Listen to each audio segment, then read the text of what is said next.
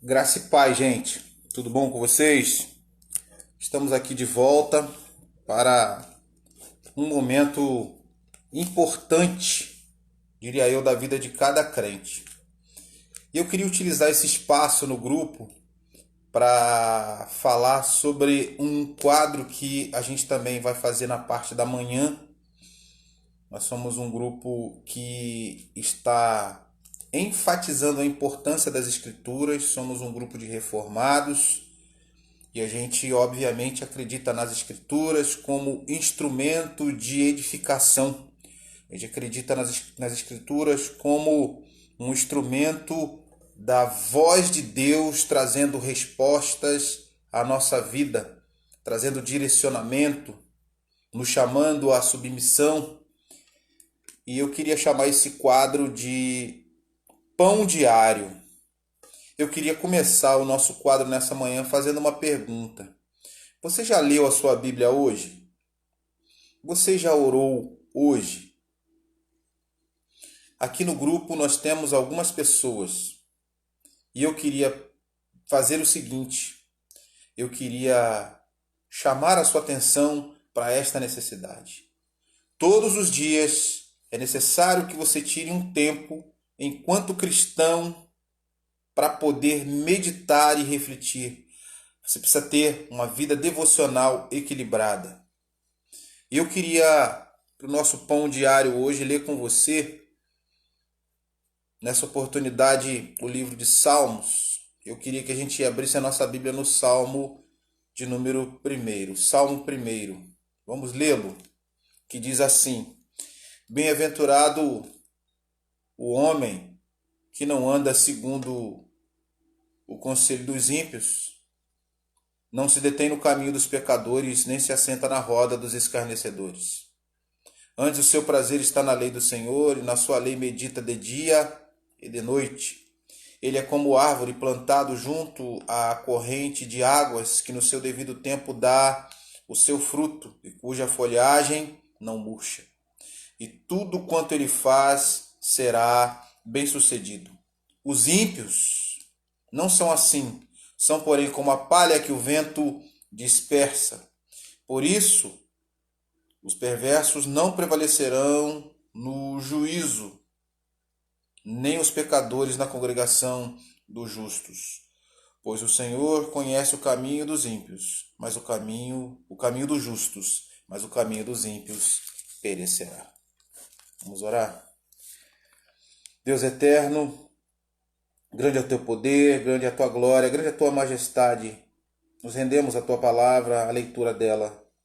E te pedimos, Senhor, fala aos nossos corações.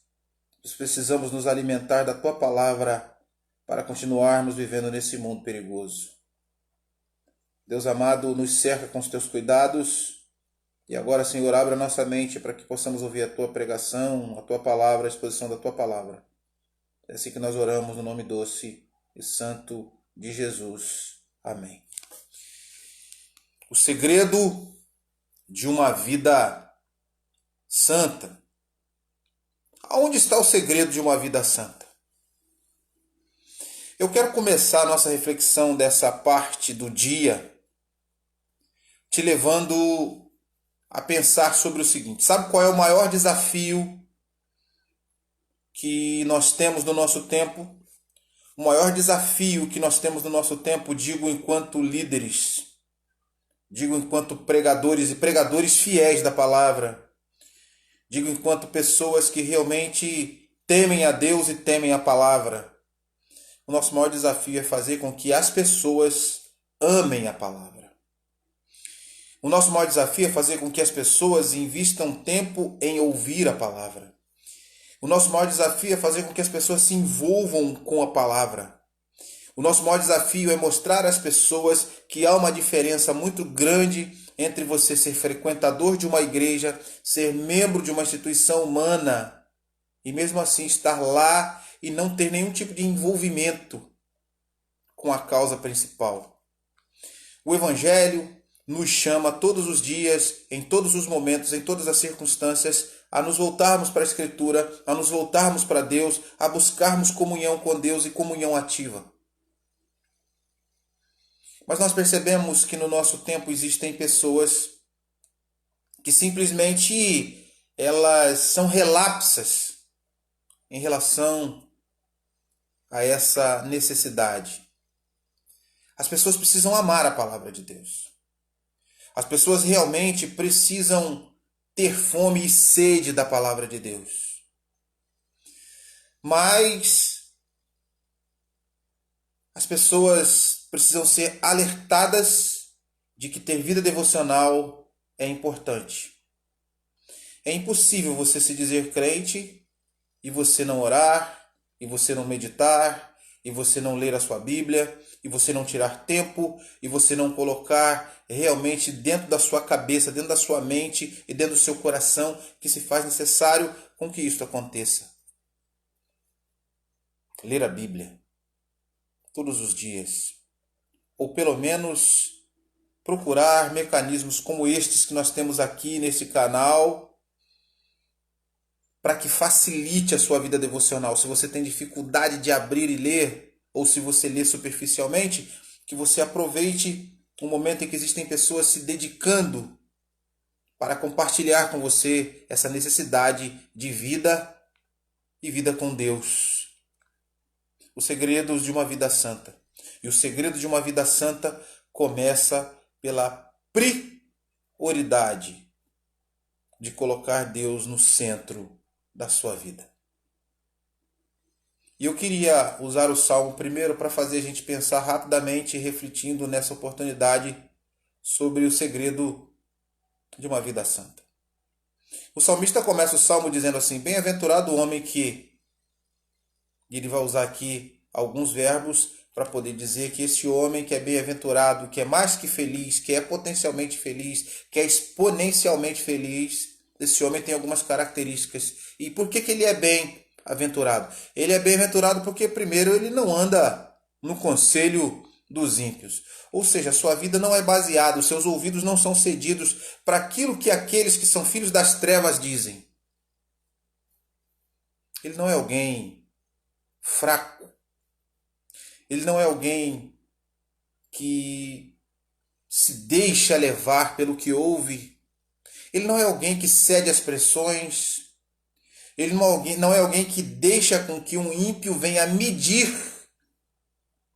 as suas ações ou impulsioná-lo a certas ações.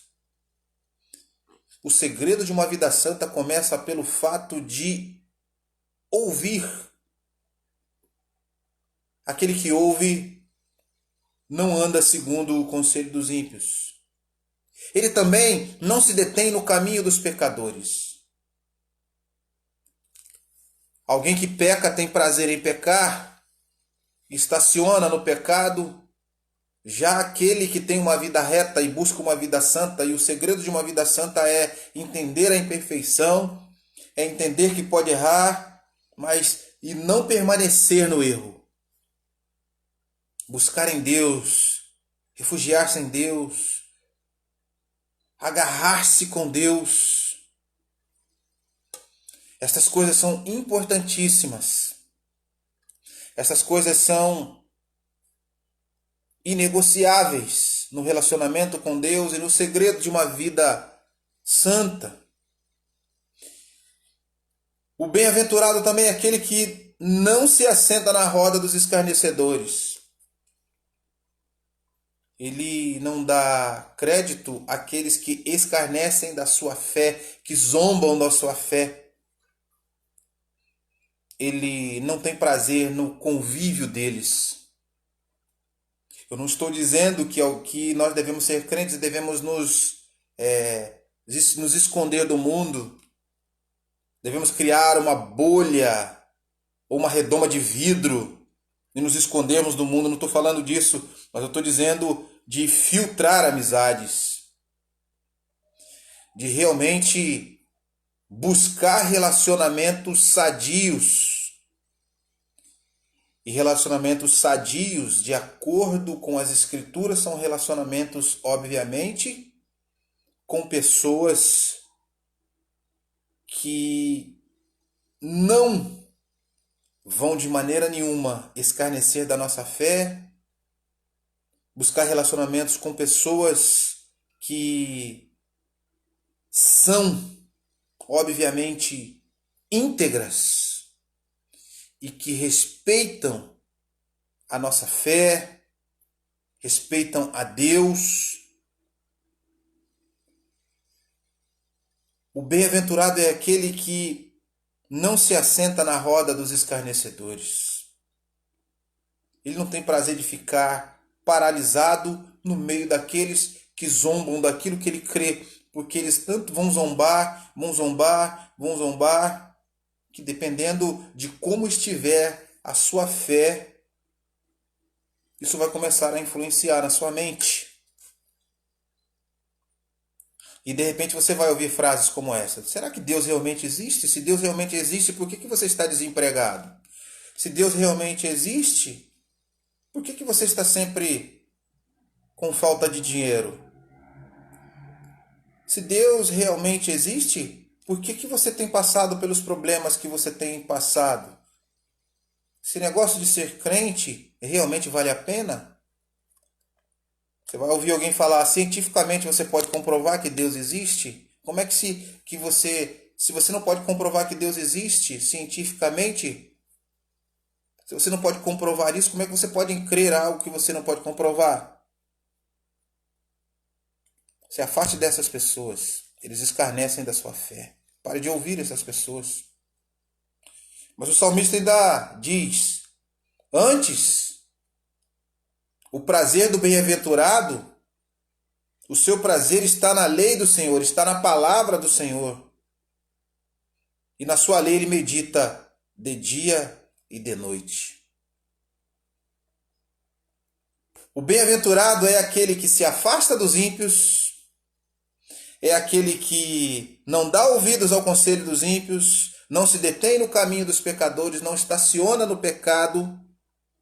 É aquele que não permite que a sua fé seja atacada por escarnecedores, ele não se assenta com eles, ele não tem prazer de estar com eles, e antes, contrariamente, o seu prazer, ou seja, ele ouve aquilo que a palavra diz, lendo a palavra de Deus. Ele se detém naquilo que a palavra diz. E ele se assenta totalmente em torno da verdade, daquilo que a palavra diz. Antes o seu prazer está na lei do Senhor e nela medita de dia e de noite. Vai dizer ainda o salmista que este, que ele chama de justo e que ele diferencia do ímpio, que busca ter uma vida santa, que realmente busca os segredos de uma vida santa, que analisa os segredos de uma vida santa, ele é como árvore plantada junto a correntes de águas. Ou seja, as suas raízes são como uma árvore junto a ribeiros de água, porque ele medita na lei do Senhor de dia e de noite, porque ele medita na palavra do Senhor de dia e de noite, porque ele ama a palavra do Senhor. Ele é como árvore plantada junto a ribeiros, a correntes de águas. Uma árvore plantada junto a correntes de águas, obviamente é uma árvore diferente da árvore que é plantada na terra. A árvore que é plantada na terra, ela precisa usar do poder da biologia para poder adquirir água. Uma árvore plantada junto a ribeiros de água, obviamente ela vive no meio dos mananciais de água. A sua vida transborda. A vida do bem-aventurado, aquele que busca os segredos da vida, de uma vida santa, de uma vida reta, de uma vida com Deus, a sua vida é como uma árvore plantada junto a ribeiros de água, porque ele ama a palavra. Ele medita na palavra de dia e de noite. Os fundamentos da sua vida estão na palavra. Ele, no seu devido tempo, ele dá fruto. Ou seja, seguidamente, de tempo em tempo, as pessoas observam o seu crescimento. Elas veem de longe, gerando frutos, a sua vida, a sua existência. Ou seja, o relacionamento com Deus, com a palavra de Deus, com o Deus da palavra, O fato da sua vida estar alicerçada na palavra vai gerando frutos de maneira que salta aos olhos daqueles que estão de fora. No seu devido tempo, ele dá o fruto, cuja folhagem não murcha, e tudo quanto ele faz será bem-sucedido. Ou seja, a sua aparência exterior é bela porque o seu estado interior foi transformado. Uma vez verdadeiramente transformado e convertido pelo amor de Deus, pela palavra de Deus, obviamente alguém não murcha. Alguém não murcha porque nele não há estado de morte pelo pecado. O pecado está naqueles que vivem nas trevas, naqueles que se relacionam com Deus e com a palavra de Deus e com Deus pela palavra de Deus. Esses têm uma vida bela de transformação e de mudança e de beleza externa por aquilo que acontece internamente. Uma beleza que mostra claramente que a sua alegria, a sua confiança, o seu amor, o seu apego a Deus são consequências desta aproximação com Deus e com a palavra de Deus. Mas o salmista começa a fazer então uma série de comparações, ele faz um paralelo e ele começa a mostrar as contrariedades, as divergências da vida daquele que é bem-aventurado, que busca os segredos de uma vida santa. E ele começa a mostrar se esse que busca uma vida santa, se esse que se relaciona com a palavra de Deus está buscando crescimento, se esse que busca um relacionamento profundo com Deus, os segredos dessa vida santa, uma vida reta, o que acontece com ele? Ele é totalmente diferente do ímpio. São nítidas as diferenças. A ponto do salmista dizer, a partir do verso 4, estamos lendo o Salmo 1, dele dizer, os ímpios não são assim. Eles não são assim, eles não são como os justos. Eles não têm nada a ver com aqueles que são chamados para a maravilhosa luz de Deus. Eles não são como aqueles que meditam na palavra de dia e de noite. Eles não são. Eles são, porém, como a palha que o vento dispersa. Se o justo é como árvore plantada junto a ribeiros de água, se ele tem raízes aonde ele vai transbordar de vida. Os ímpios não têm raízes, eles são como a palha que o vento dispersa. Não há base nenhuma neles para lhes dar segurança de absolutamente nada. Não há vida neles. Não há vida que os faça sentir o que aquele que é bem-aventurado e aquele que busca os segredos de uma vida santa, eles não vão sentir. Por causa disso, por viverem assim, por não terem base, por serem como a palha que o vento dispersa, por isso os perversos, por causa disso, os perversos não prevalecerão no juízo. No dia do juízo, eles não terão argumentos. No dia do juízo, eles não terão o que dizer. No dia do juízo, eles perecerão pelo que fizeram, pela maneira como viveram, pelos frutos que deram, que não deram, porque não tiveram a vida de Deus neles. Eles não prevalecerão no juízo, eles perecerão no juízo. E diz também que nem os pecadores irão prevalecer na congregação dos justos, eles não estarão entre os salvos. Os ímpios estarão aonde devem estar. Eles caminharão para o abismo e o destino último deles é a consequência por aquilo que foram a vida toda. Eles nunca se voltaram para Deus.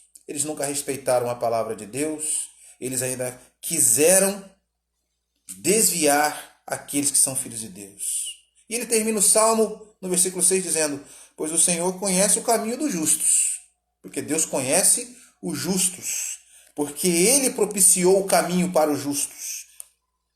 O caminho para os justos é um caminho que Deus mesmo pavimenta. Se chama Jesus Cristo. Este é o caminho dos justos. E é por isso que Jesus lá no Novo Testamento diz: eu sou o caminho, a verdade e a vida. E ninguém vem ao Pai senão por mim. Pois o Senhor conhece o caminho dos justos. A porta aberta para os justos. O destino último dos justos. O destino último que é traçado pela misericórdia, pelo sangue derramado na cruz do Calvário através de Jesus, seu Filho. Ele conhece o caminho dos justos, mas o caminho dos ímpios perecerá. O caminho dos ímpios, o caminho sem Jesus, é um caminho totalmente diferente do caminho dos justos.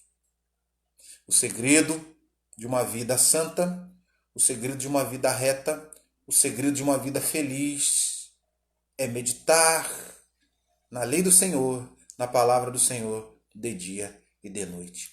Que você comece hoje a realmente a se voltar para a palavra de Deus, a amar a palavra de Deus, a ter desejo de ouvir a palavra de Deus. Que Deus nos abençoe, que Ele nos fortaleça nesse dia.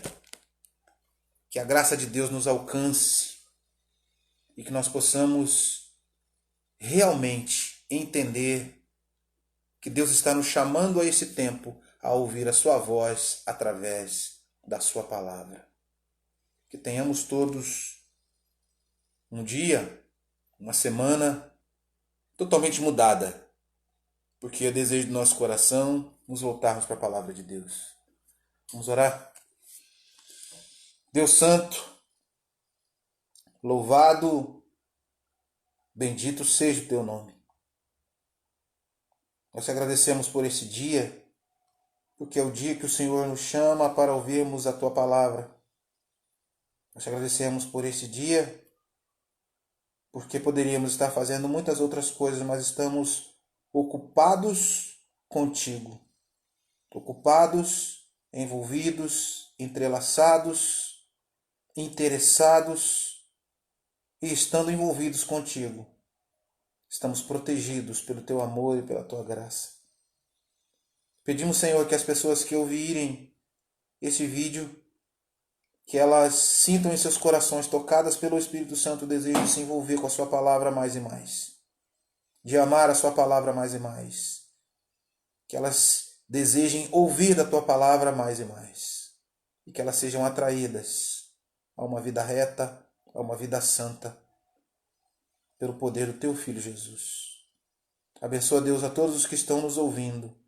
Abençoa as suas famílias, as suas casas, e nos ajuda, Senhor, nas nossas fraquezas. É assim que nós te oramos, no nome doce e santo de Jesus. Amém. Que Deus abençoe a todos. Forte abraço.